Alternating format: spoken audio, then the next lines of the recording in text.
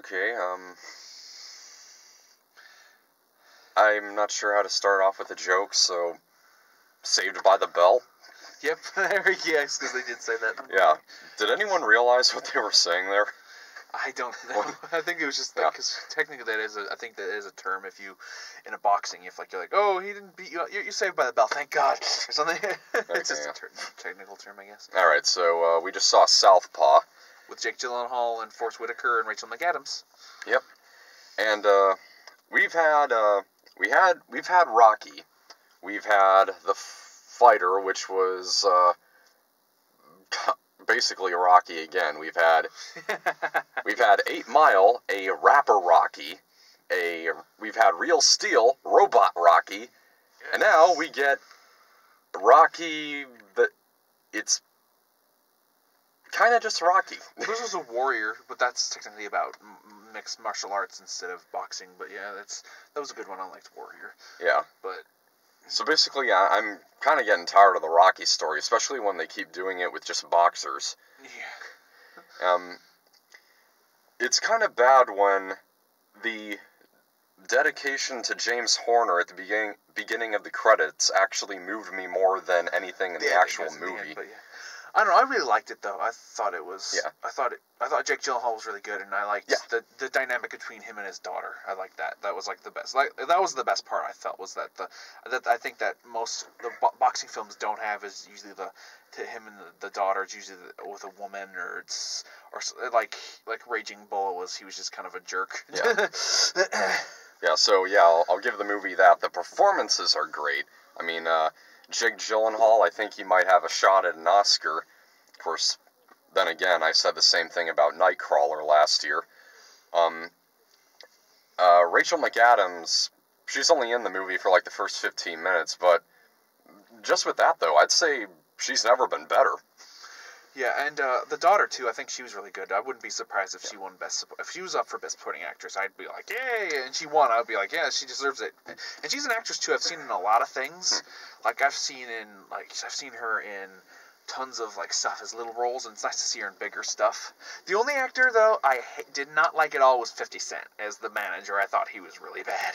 Oh, yeah. I just don't like him. In general, he's just not very good. He usually gives like either a boring performance or just not that interesting, like an Escape Plan when they made him the tech guy. You just can't buy that with 50 Cent. But luckily he was a little bit something more that you could buy, but still he just didn't do that great. Okay, well, and also the direction is excellent, especially especially when the wife gets shot, when Jake Gyllenhaal is holding her and he's trying to, he's like in denial of what's really happening. The direction in that scene, excellent, yeah. Anton Fuqua does a lot of different movies, doesn't he? Yeah. I mean, he did Training Day, Olympus Has Fallen, and The Equalizer. We also did another crime drama, Brooklyn's Finest, which wasn't that great, but it had some interesting stuff in it. I thought there was some good stuff in that one, but I might just assume that Fuqua does basically any script that'll have more than 100 F words in it. Yeah. Heck, I wouldn't even be surprised if I'm mispronouncing his last name. But I think the thing I was mostly excited for was the writer. I like the writer of this movie, Kurt Sutter. He created I have the shirt, basically, of the show that he created, Sons of Anarchy, about a motorcycle gang. Is really good. That was, like, it's probably one of the better shows in recent year. It's really good. But, so I was really excited about his stuff. That's why I was mostly excited about it. And I felt he did a good job with the script for the most part. And I didn't, like, a lot of reviews, not reviews, but, like, from what I've heard, what people have gathered, most people have said is, like, that it's really cliched. But I thought it was really good. I didn't feel it was too bad. Like, there were cliches, but they weren't as, like, it wasn't sappy or anything. Like, there wasn't any, like, really sappy music. Like, James Horner's music was really good. It wasn't too over the top. It wasn't, like, when his daughter was hugging, it wasn't, like, or something sappy or lame like that. It all worked. I felt everything was just perfect for me, anyways. I don't know about you. All right. Well, yeah. I guess I'm just getting too tired of the story to really get into it. In fact, Eminem does some of the songs in this. It turns out the film was originally written to be a sequel to 8 Mile. Really? And as the script kept developing, that idea basically went down the drain. Really? I didn't know that. Yeah, and it kind of shows, though. I didn't see it, but then again, I never really saw 8 Mile, so I couldn't say. Yeah, and, there were things I definitely was going to address. There's some things I didn't get, like, it's another one of those, movies where the daughter has to go to, like, a, child care place, because, the dad can't take care of her. Yeah. And right before she goes there, she still wants him to take care of her, and then just, and then when the next time he goes to visit her, she's angry at him. What changed? Was it just, living there away from him? Was that just all that, Well, because I think what happened was that she didn't completely understand, or she didn't like that because it was kind of it was kind of his fault that she ended up in there, and she didn't like it in there, so she got kind of angry at him, and then eventually she realized, oh, it's not really his fault, or technically it was, because that's why she was angry. It's because it was technically his fault. It was all that she didn't want to be there, and she wanted to live with him, but since he kind of got drunk, she just got kind of angry. That's just what happens, I guess. She just didn't understand. I'm not exactly sure on that, but yeah. And maybe this is just a nitpick, because I know it's a real last name, but the guy's last name, his name is Billy Hope. Hope. Yeah, subtle. His last name is Hope. There was even a scene, I think, where someone's like, "We found Hope" or something, or somebody said something like that. Yeah, that was really bad. I don't think it really makes a difference when they acknowledge that when they acknowledge that that's the reason. It's like in Fantastic Four, where there's a newspaper headline that says "Doom for Von Doom." Oh. You're not hiding it, guys. Yeah. But since we have paper towns... Are they changing the name with the new Fantastic Four? I guess so, I don't know. But we should probably, since we have paper towns, we might want to finish this up, I guess. But yeah, well, we got 15 minutes, though. Oh, okay, so...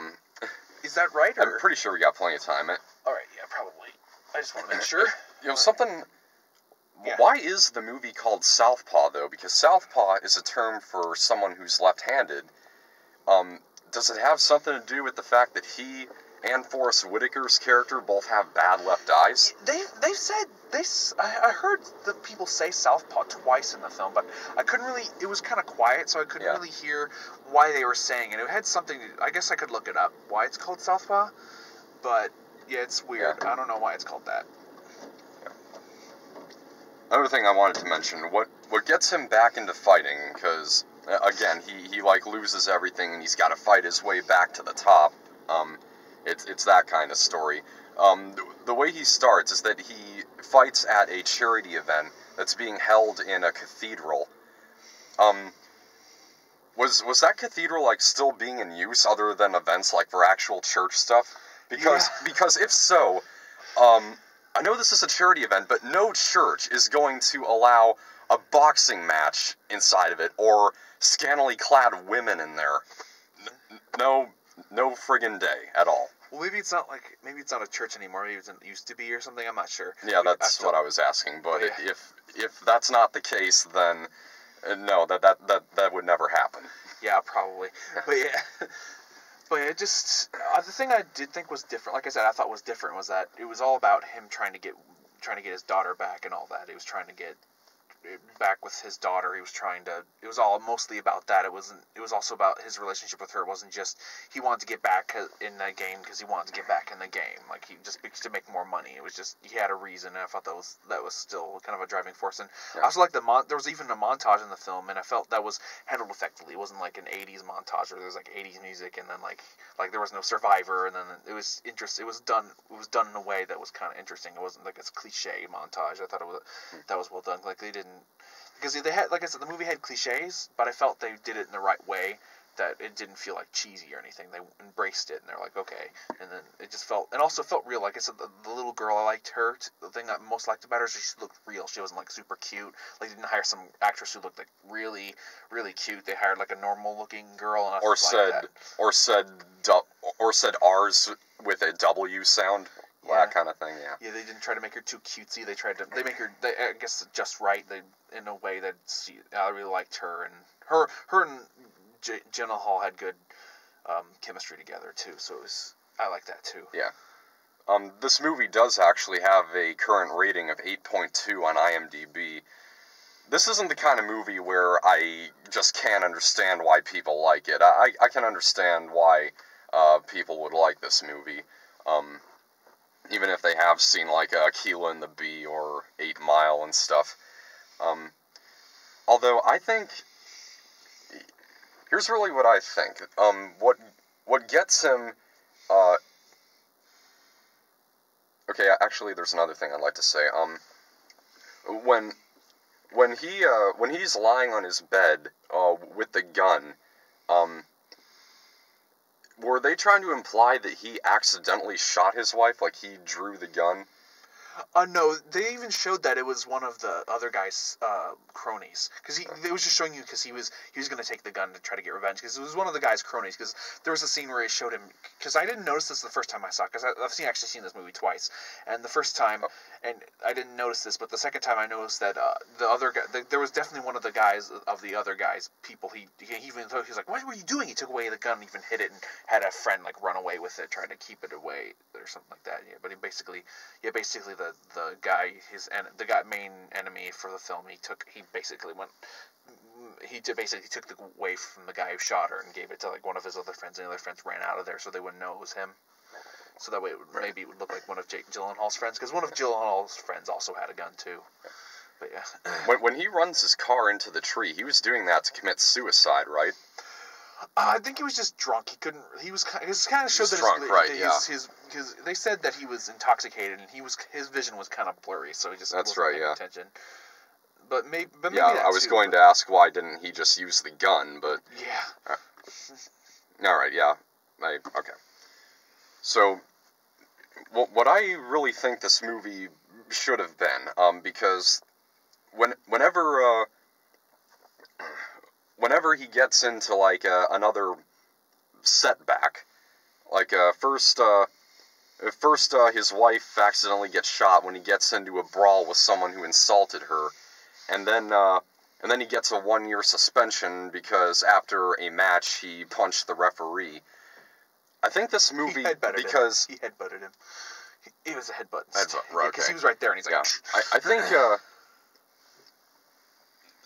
So what gets him into this is really just how aggressive he is. I think there should have been like more of a character study here, like American Sniper, with someone who has just really uncontrollable aggression after being in so much combat. So I guess my final thoughts. It's not bad. I mean I've seen other movies do it worse and definitely more sappy.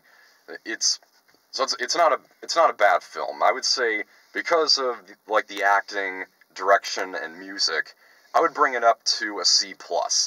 Oh yeah, I really liked it. I liked it a little better than you, but yeah, I thought it was a very good film. I liked James Horner's music was very good. It was very subtle. It wasn't, like I said, it wasn't cheesy music. Like it wasn't too sappy. I thought it was just right. It was perfect. He did a very good job for this is his last movie too, you said? Yep, it's the last one. But yeah, also there's something I wanted to bring up, but I forgot it. But also the fighting scenes were good too. Like I was afraid they were going to be shaky cam stuff, but they were really good. There was even some good first person scenes where the guy was like looked like he was punching the cameraman. I'm like, hopefully he didn't actually punch the actual cameraman. That would suck. But it was very good. I think I'm gonna give it a B+, or B or a B, but yeah, B+ is for mine, I guess. All right. So we've still got 8 minutes, so there are a couple of trailers I wanted to mention. One in particular being Captive. I had never heard of this movie before seeing the trailer just tonight. It's based on an actual story, and I'm wondering if it's the one that my mom told me about I think he's a serial killer, and when he holds a woman hostage, and during that time, she actually leads him to Christ, and he turns himself in. It actually happened right around this area. Oh, really? In Redmond, yeah. Interesting. It was like a few decades ago, but It could. I don't know if it's the same story, but it could be. Yeah. My only problem with the trailer, though, is there was a part in the middle where they said, based on the incredible true story, I felt they did it at the wrong moment. They threw it like a little early, because then the guy captures her. I'm like, how is this an inspiring story? And I thought they should have thrown that in after, when it looks like he was starting to come around. I'm like, okay, then you throw that in. But that was, other than that, it looks fine. I like the actors, so I'll see it. Yeah. I'll think about it.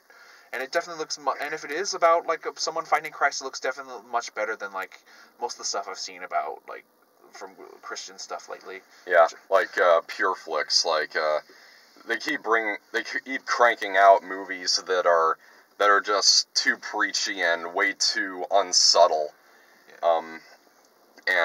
Because, yeah, I'm totally fine with... I keep going into faith-based movies wanting to recommend them, but I often find it difficult, because especially with, Pure Flicks movies, like Do You Believe and even God's Not Dead, even though I kind of like God's Not Dead, but still, in those movies, every secular is just a sarcastic jerk. And when you're trying to change people with a faith-based movie, showing them in, like, every bad light possible, it ain't a good idea. Yeah. But it's just that... It's just, I don't have any problem with that. Like, if it's done well, then it's done well. But yeah, I think, like, it looks like it is more of an experienced crew. I mean, the only faith-based movie that I've heard is really bad is Left Behind. That's the only one that I've heard is really bad. Yeah. But other than that, yeah. And what was the other trailer? The other one, there was The Green Inferno, which was actually the second trailer I saw. In this one, there's actually no images from the movie. It's just positive quotes from critics when the movie hasn't even come out yet. And all we hear is just, like, audio from the movie, like people getting tortured. You mean, that's a fine idea, not showing it, to try to make you kind of your imagination like, oh god, this movie must be really bad. But I still don't like that. I still don't, and, like, just showing critics reviews, it's just kind of like, our movie's really good, these critics said this. See, you should see our movie because the critics said it's good. It's like, I don't think you should do that. I think they should have just, like, kept it maybe black, and then had all the screaming, and maybe had some, like, maybe some words about what's going on, or something like that. But other than that, it should have just been that, or like from Eli Roth or something. It shouldn't have just been, like, the critic reviews, because that just bugs me. Other than that, I don't know. I'm still not a fan of Eli Roth, so I might not see it, but who knows? We'll have to wait and see. And yeah, not that I'm really interested in seeing it either. He directed the Saw movies, right? No, Hostel. The Hostel, right? Yeah, Hostel. Saw was completely different.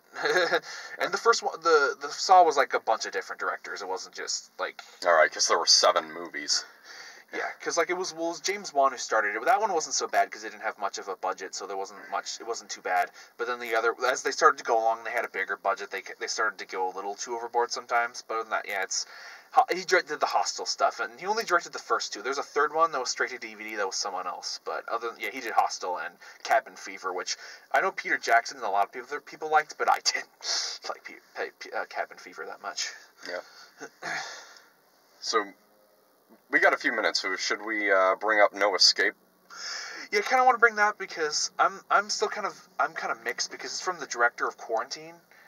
Oh, really? Yeah, it is. Oh. It's from him and his brother. They did a film called As Above, So Below, which I kind of liked, right. but most people didn't. But other than that, I'm curious. But I'm just because of the director, I'm a little nervous too. But it does look like it might be like the showcase for Owen Wilson. Most, like, comedic actors get, like, an opportunity to do a dramatic role, and they often impress. Just like I was saying last night about Adam Sandler and Reign Over Me. It looks like this might be that movie for Owen Wilson. Because from what I've seen in the trailers, it looks like he's really good in it. Oh, yeah, he does. I hope... He's actually been in a couple dramatic stuff, but, yeah.